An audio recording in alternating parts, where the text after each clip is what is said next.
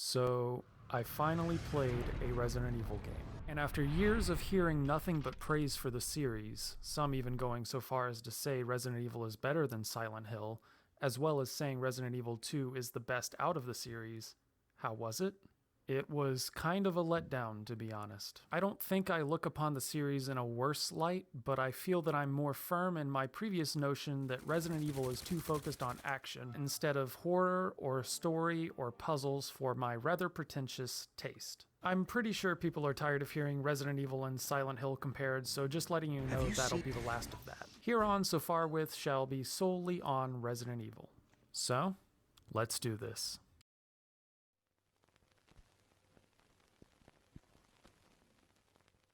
In Leon's playthrough, we're a rookie cop moving into the RPD when we find out Raccoon City has been infested with zombies, with the police department seemingly at the center of it all. We run into Ada, who says she's FBI trying to take down Umbrella. We also meet Ben, a reporter who says the police chief is crooked and that Tyrant is what Umbrella sent to get rid of witnesses. We later meet Annette, who explains that they were developing G for Umbrella when her husband William tried to sell it to outside sources, and they attempted to overthrow William from his position and steal his life's work, at which point he infected himself and became G. We're told by Ada that we're looking for the G-Virus sample as a means to have proof that Umbrella is the cause of all this. But we find out from Annette that Ada might actually be an undercover spy sent in to retrieve the G sample for her clients.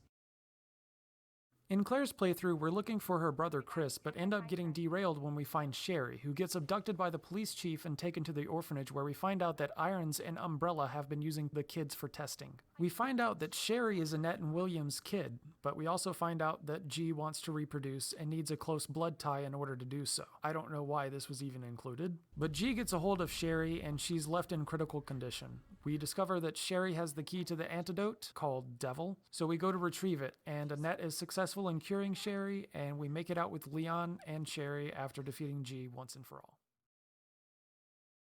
I later had to look things up on the internet for more detail because it feels like there's so much missing from just playing the game and reading the things you come across. In doing so, I found out that the zombies all over Raccoon City are actually caused by the T-Virus, which was created by the Umbrella Corporation and was the cause for what happened in Resident Evil 1. After the T-Virus, they started working on a more refined version called the G-Virus in order to make the perfect bioweapon. Basically, the story can be whittled down to Big Evil Blanket Corporation does evil things and bad things happen. Zombies, doggos, lispy boys, these abominations, and demo gardens are all caused by the same barely explained virus, of which Tyrant and G are also caused by. And as far as explaining Umbrella, it's just evil corporation is bad because they're bad.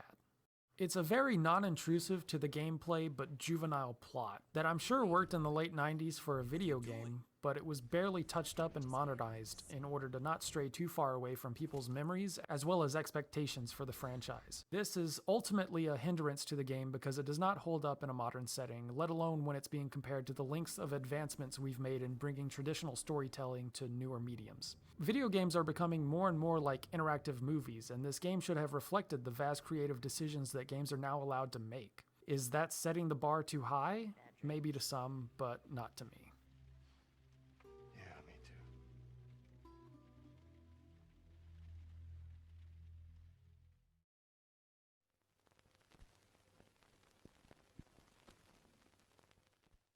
Our main characters are Leon Kennedy and Claire Redfield. Leon is about as bland of a protagonist as they come, besides being overtly horny, but that's kind of normal because developers tend to make the character we play as a sort of blank slate for us to imprint our own emotions onto. Where this fails is in relationship building and Leon's reactions to certain things. We should be able to decipher what our character is feeling or thinking through well-written dialogue or well-displayed facial animations. Having long periods of silence, a few remarks or quips, followed by a quick cutscene with little in the way of emotion or introspect tends to result in a hard-to-relate-to character. As far as Claire goes, she shows a bit more emotion than Leon did, and that's probably because she has more emotionally charged scenes, but they seriously missed the mark by not having more cutscenes for both of these characters. One really good example is when Claire finds the letter left behind by her brother Chris. This 1000% should have been a cutscene, with Claire reading it in her voice and reacting to it, rather than us reading it in our voice, then a measly This does not sound like Chris. thrown in there. Imagine Claire picking up the note, seeing that it's from her brother. She sits down, reading along and trying to derive the real meaning of his letter, then seeing he asked Jill not to bring up anything to her. She could show contempt. Maybe she's been pushed away by him before. Or maybe she thinks it's an attempt at treating her like a child and she gets angry. We could get to see a peek behind the character and add character relation and believability to the world, but no. This does not sound like Chris.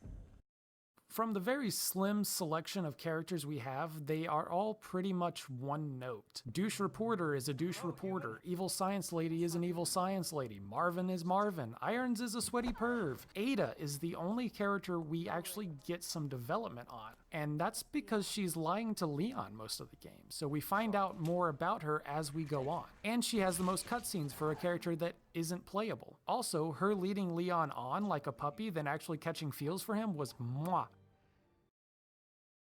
I kind of wanted to do a critique of some of the cutscenes that happen throughout the game, so here's that. We don't really see character growth or anything of the sort. If any portion of the game was meant to be a defining of character sort of moment, I would bet it's the point where Leon and Ada get mad at each other randomly. I mean, really, this evil science lady says Ada is bad and Leon believes her so much that he pulls a gun on her? His number one honey, in my correct opinion? It's handled so poorly, pulling guns on each other, then Leon conceding and say to just shoot him? I loathed this scene so much. It was probably meant to read more as Leon sticking by the side of the people and doing whatever it takes to help them, like you said in the Kendo cutscene, and Ada potentially bringing the G-Virus out of the lab to sell it to the richest military is in direct opposition of that. But it all escalates so fast, lasts maybe 1 minute, and goes nowhere. It was a wasted opportunity to have legitimate character growth and a downbeat, rather than rush it and include more gunfire and then a forced death scene that was actually emotional. Big ups to the voice actors,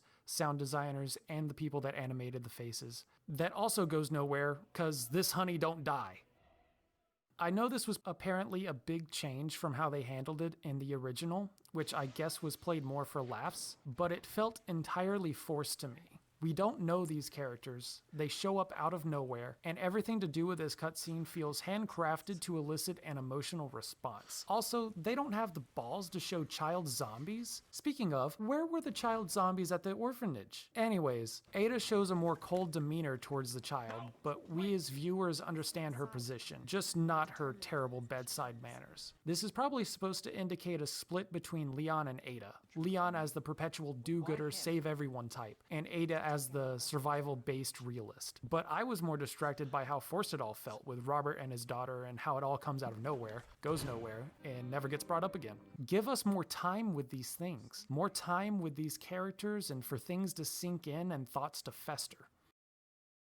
The ending is probably the worst offense to the characters, which is saying a lot since it's supposed to be where everything comes together. But the characters are almost completely unfazed by anything that just happened, and we're left with this forceful happy note with a tinge of, what if it's not just Raccoon City? Sherry completely disregards the fact that her mom and dad were just fucking murdered and is already talking about getting adopted and getting a dog. Claire completely forgets about her brother Chris, and Leon is the closest to being affected by anything, but he was just moping about Kim Possible and is now talking about dates with Claire and laughing.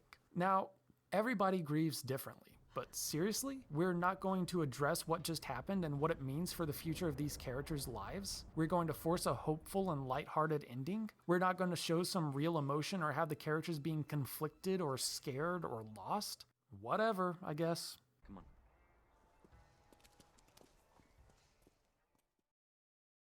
Since I hate negativity without purpose, I decided to pitch in my half-assed attempt at fixing the Kendo cutscene. So we need to show a man who had to murder his wife to protect his recently bitten child, who he might have to murder as well if he can't get her help. He wants to help the people in his store, but he knows they would not hesitate, that they wouldn't understand the despair he feels having to say goodbye to his wife and his daughter in the same night. So how do we remedy the disgrace that we got instead?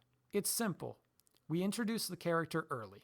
Then we let the characters comment on it much later in the story, rather than just putting everything into one single cutscene and forgetting it all immediately after it happens. Say you find a radio inside the police station, and when you inspect it, you flip through the channels and find Robert sending an SOS. Let's assume it's broken and Leon can't respond. Robert is asking for help, mentioning that there's a key hidden next to the door and that he has ammo and weaponry that he can give in return for a first aid kit or some supplies. Then he keeps chiming in ever so often, and a couple times you can hear his daughter cough in the background, and you can even hear her ask for her mom. His voice breaks as he continues the SOS calls, begging for help. When we get to the gun store, we tell Ada to wait. We grab the key and head inside, and Robert asks, "Who's there?" Leon reassures him, letting him know that he is a cop and that he has brought supplies. Robert breathes a sigh of relief, then hesitates, telling Leon that he can leave the supplies at the counter and take what he needs and be on his way. We can choose to follow his instructions, but if we get nosy and head behind the counter, we find Robert with a gun pointed at us, his daughter laying still in a cot beside him. He thanks Leon's for the supplies, but tells him that it's best if he just turns around and leaves. Leon, blindsided by the situation, obliges, heading back outside with Ada. Then, after getting the G-Virus sample, we head out when G drops through the ceiling and Annette shows up, putting him out of commission for a moment. That's when she tells Leon that Ada isn't who she seems to be, when they're interrupted by G, who hits both Leon and Annette, knocking the sample out of Leon's hands. The fight happens as usual, but upon returning up the elevator, Leon finds Ada standing over Annette's dead body, holding the G sample. Leon asks her what happened. Ada tells him not to worry about it, and that they have to go. Leon asks her to hand him the G-Virus sample. When she declines, Leon approaches her about the accusations, hoping that it's not true.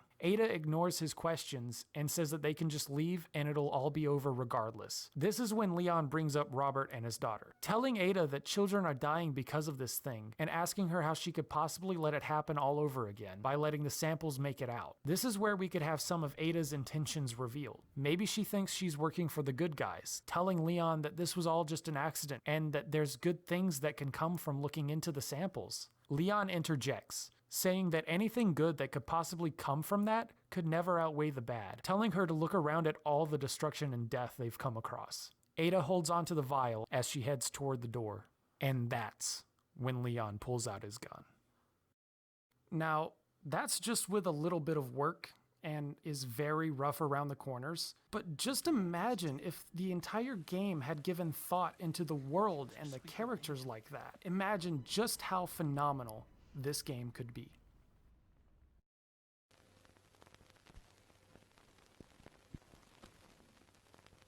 I get that survival horror thrives on this minimal inventory, health, and ammo balance mechanic, but I still have some gripes with this game's design when it comes to management, especially towards first-time players. If this is your first playthrough, you're going to be backtracking a lot and potentially getting lost. Not as much as me, granted, but it will still happen. There are several points in this game where zombies are strategically placed to catch you off guard and force you to lose a chunk of your life, not to mention enemies that require you to have a tactical weapon or you instantly die. So add on the extended period of time you will be traversing the map, the limited amount of ammo that also needs to be saved for boss fights, and the even more limited amount of healing items, and it can lead to a pretty bad time. This was going to be a much bigger negative, but there are some positives that the game does to help you out here. You don't have to find everything or do every objective. Sometimes right around the corner from a zombie ambush is a healing item. The map is a huge help in finding items you missed and planning routes. And gunpowder allows you to make whichever ammo you want or might need the most for that current situation. So I think the things I listed off just now were well designed for the most part and do help to lessen the management issue with this game, especially the map. Holy shit, big ups to the person that thought of that. Another somewhat big issue I had was with the movement. I know some people like the old school tank controls, citing that they make it more tense when you can't control your character easily, but that makes literally zero sense to me. It's more infuriating when you can't control your character and get killed over and over because you're walking around with cinder blocks for shoes. With the move to over-the-shoulder cameras, I wonder if they purposefully tried to implement implement a barrier with the movement in order to keep that tense feeling that people praised for some reason. It was a huge setback for me, and I always felt like I was unable to safely maneuver around or escape a situation due to the poor movement mechanics. As far as how I would attempt to fix this, I saw that Resident Evil 3 Remake included a permanent knife as well as a dodge and roll mechanic. I think that would have been good, but if those were not an option, then some type of parry would have been nice. You could even make it like how in some fighting games you can tech a throw. In order to keep it from being brain dead and add some skill into it, you can make it like the forward and back throw teching, where the zombies would have two different types of grabs with different startup animations, requiring different button presses in order to tech them. That way it's not super easy, but it's also not a quick time event. But that's just my 2 cents.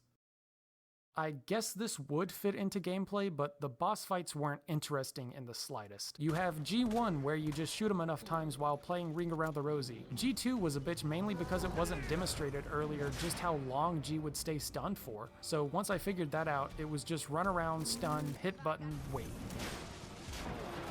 G3 was such a letdown. For him to look that menacing, I expected a more logic-based or at least harder fight. But nope, just flamethrower and dodge. Tyrant was a letdown as well. Literally only need 3 bullets and to stall time for the rocket launcher and then one hit KO the poor guy. G4 was kind of confusing for me. I couldn't tell if it was a shoot-a-thon or time stall, so I did both and it was just slow and awkward. G5 was the biggest letdown. Hearing about a final boss for when you complete both stories, where you'll have both Leon and Claire on the train, I thought of this giant boss fight with tag teaming back and forth between Leon and Claire in order to beat G once and for all and escape Raccoon City. Nope, you're just playing as Claire. Pow, pow, pow, pow, pow, done. The boss fights have nothing interesting going for them. 5 are the same boss, and 1 is Tyrant, who proves to be a huge pushover after being a looming menace almost the entire game. I would have liked some variety, or at least some logic being thrown into there. Most of the time, I couldn't pinpoint what the AI's movesets or triggers were, or properly implement a strategy when the best strategy is just pow pow pow, occasionally walk away, pow pow pow. I can't say I'm a fan of this kind of action being interlaced with horror. It feels more like a lone wolf siege mission with a horror overlay than a horror game with action elements. I still haven't found that happy medium between it's basically COD Zombies and it's basically a walking simulator.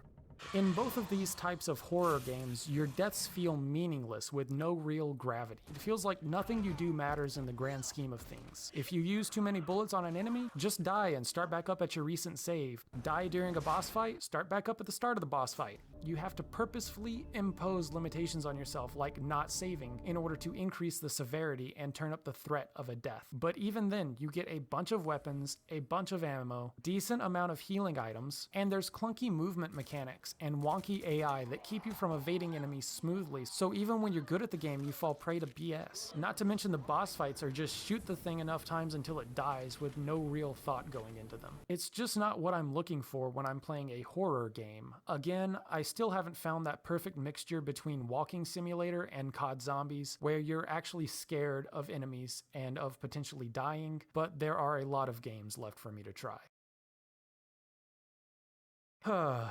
So, after playing Leon's story, I figured that would be it, that I had gotten the gist of what the game was like and I didn't need to look any further. Just to be sure, I did some quick Googling and quickly came across people saying that Claire's story is much better than Leon's and that you should definitely give it a shot. So that's what I did. How did it go?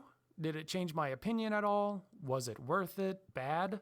Yes and no. Leaning towards a fat no on that one. Playing Claire's story made it clear that this was a rush job and that the developers were not giving enough resources or time to properly finish the game before release, and they had to cut corners, severely sharp corners. Why is this? You find the same items as Leon, you go through 90% of the same areas as Leon, you complete the same puzzles as Leon, and even have the same exact boss fights as Leon. There is no continuity at all.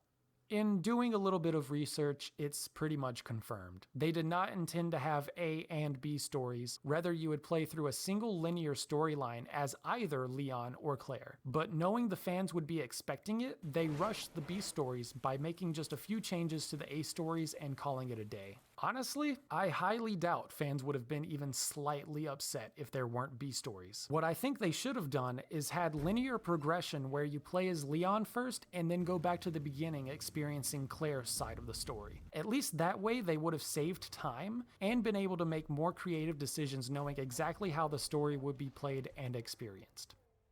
One thing I thought of that would have been cool is after seeing Leon's notes that were left behind for Claire, what if we got to write those notes? Maybe leave behind some ammo, health items, or a security code for a door she can't normally access so that she can get more things. Just something neat I thought of that I wish would have been implemented somehow.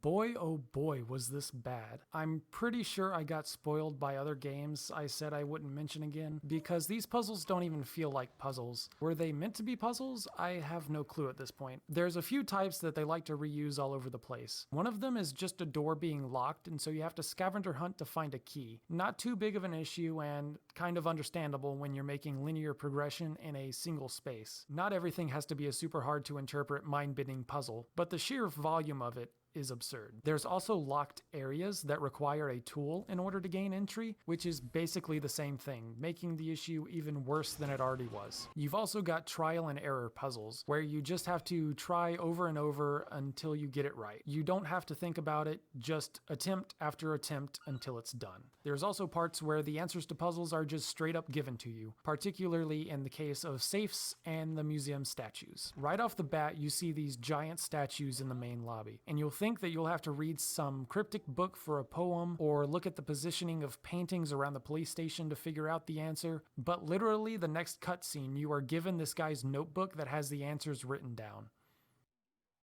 Now, I want to show you what I feel is a great example of what a puzzle should look like, but I'll start off by saying that not every puzzle should be like this, but merely that more games should look toward implementing puzzles like this one.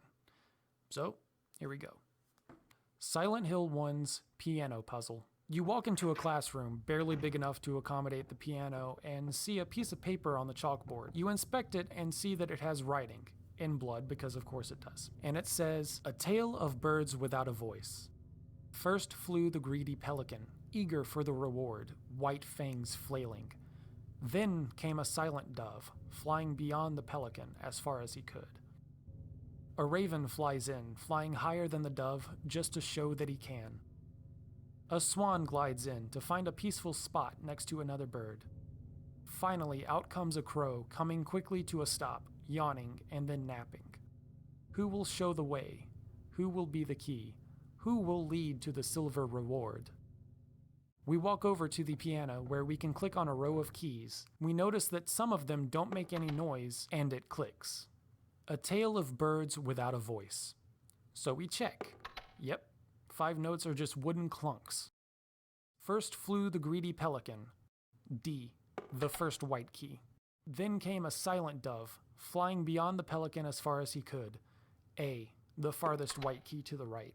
A raven flies in, flying higher than the dove just to show that he can. A sharp, the black key above and to the right of the dove. A swan glides in to find a peaceful spot next to another bird. G, the white key to the left of the dove. Finally, out comes a crow, coming quickly to a stop, yawning and then napping. C sharp, the black key to the left of the pelican. Now this is a puzzle.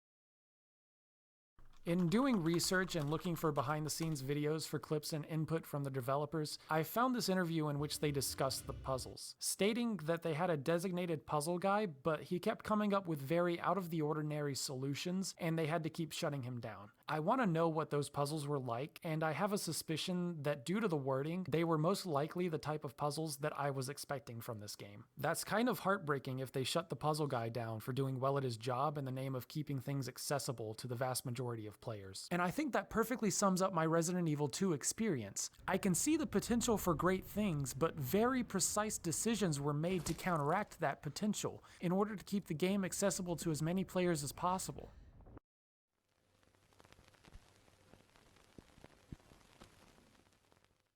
Going into these, I thought they were going to be neat little game modes introducing new mechanics and styles of gameplay involving characters that we've met during our playthrough in order to add world building and ethos. But we go through the same places we went through in the main game, and we don't get any new cutscenes. We just get these comic book style panel shots. And most upsettingly, we don't really get any new styles of play. The only new thing is that they introduce a new type of infected, each of them needing to be disposed of in their own unique way. And you have to loot gumball machines and backpacks for a limited amount of items to make it from point A to point B.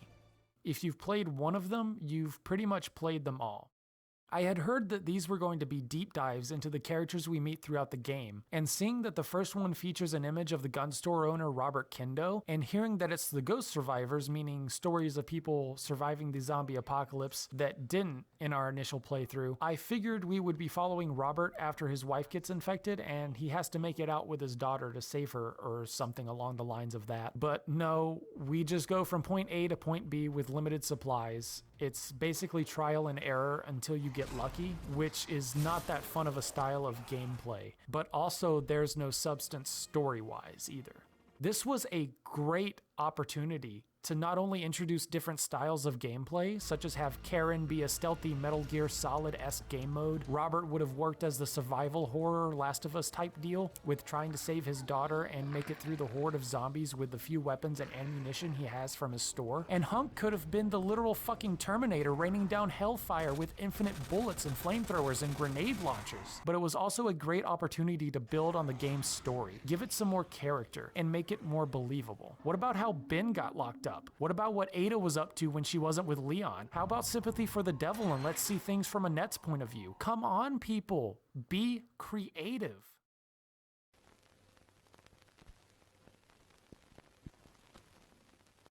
If you're a fan of the series, or even just this specific game, I highly recommend watching the developer roundtable that you can find on YouTube. It's properly translated and captioned and brings up a ton of good talking points that I won't be able to discuss for the sake of brevity.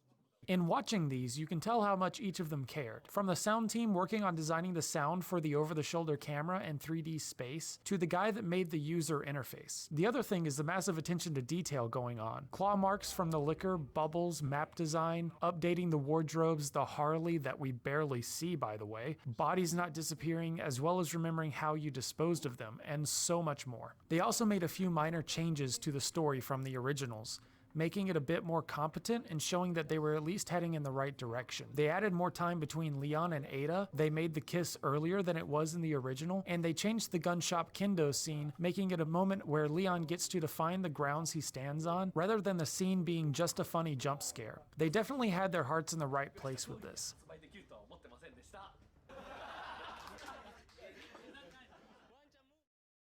Resident Evil 2 had the money, and it had the passionate development team behind it, but it sadly fell short of the mark. I feel like they tried too hard to please old fans and cater to that nostalgia. They clearly were on the right track, but I can't help but feel that if they had been able to take a few more liberties with the gameplay and story, and put more time into developing the characters and building a believable world, and obviously had more time and resources, that this game could have been something special. Instead, it's just an average game with hints of greatness throughout that was developed by people that clearly cared about the game. この作品に携わるで最高に嬉しいんですけど、遊んでみていただけたらありがたいです。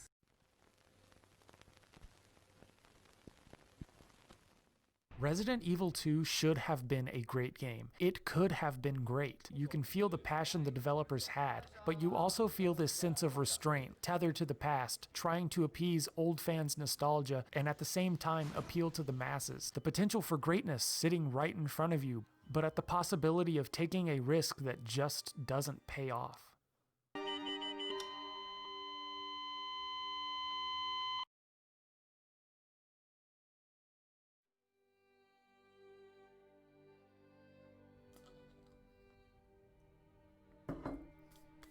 So I finally finished it. Can't believe it's fucking done. Almost done. Still got a few things to do, as well as edit this. I've been working on this thing for about 3 weeks. Hey, kitty. So, I've been working on this very specific video for the past 3 weeks, and I've been making sure to get at least 4 to 5 hours of work done every day. So I did the math real quick, and it's over 200 hours. So that's a lot of work into this video. I don't know if I'm content with it. I don't know if I'm happy that this is the end product. There's a lot that I wish I would have done, a lot that I would have done different. It's a lesson learned no matter what. I wish my first real video, wasn't a negative one. That's something that really sucked. I tried to put some positivity into it and tried to keep negativity to a minimum, and at least the negative bits to a point where I can spin it into constructive criticism at least. There's a couple things that I wish I would have talked about a little bit more, but I didn't really have enough to say about them, so I couldn't warrant having them put in. So first off is that the music was actually really good. It was very atmospheric, and it fit the tone of the game pretty much at all times. And that's pretty much all I really had to say about that, is that it was good, you know? Like, specifically during the Tyrant the Tyrant fight was really good. The end credits music was great. Kind of sucks that that was one of the best ones in the game, and it was the credits music, you know? The other thing that I wanted to talk about was graphics. So many people were saying that the graphics were great. I don't know what the word is. Photorealistic is the word that the developers and the directors kept wanting to bring up in interviews, and I do not see it. I don't know if it's because I'm playing on a PS4 or what. I watched a couple 4K cutscene clips, and they still don't look good. The graphics still look like they're mesh, just like you take a 3D blank object and then just take a graphic and mesh it over. It still looked like that. I don't get why people are saying these graphics were just as impressive, why people were saying that the graphics were groundbreaking, and that they keep using the word photorealistic, which it just did not seem that way to me at all. I also wanted to touch on a few things that I learned while making the video, one of which is how important organization is. That's something that took a long time for me to get down a proper way of doing organization, because I was just like taking all the clips and putting them into DaVinci and then having them on different tracks. Once you get too many fucking videos, it gets way out of hand, and did get way out of hand. I ended up starting to use bins, essentially just folders, and I have a pretty decent organization system now where it's just big folder, smaller folders, and those are smaller folders, and then just down and down and down and down. It's working a lot better now. I just wish I would have stumbled across that sooner and been able to take advantage of that. But the other thing that I learned was I really need to start working on presets. There's so much monotonous stuff that I had to do that took up easily 3-4 days worth of work. Another thing that I learned was I definitely need to finish the fucking game before I start working on a script. I had actually wrote the majority of the script after just playing Leon's story, and then I went back and played Claire's, and then I went back to the script and I had to change a few things when in reality I should have just scrapped the script. I just think that I had already spent 3 or 4 days on it at that point, and I felt like I needed to keep that work in there to be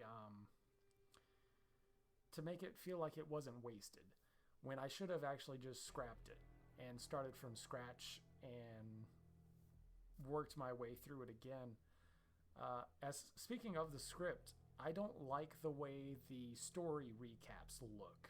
I feel like I should have spent more time on that a little bit more, but I really couldn't bring myself to do that.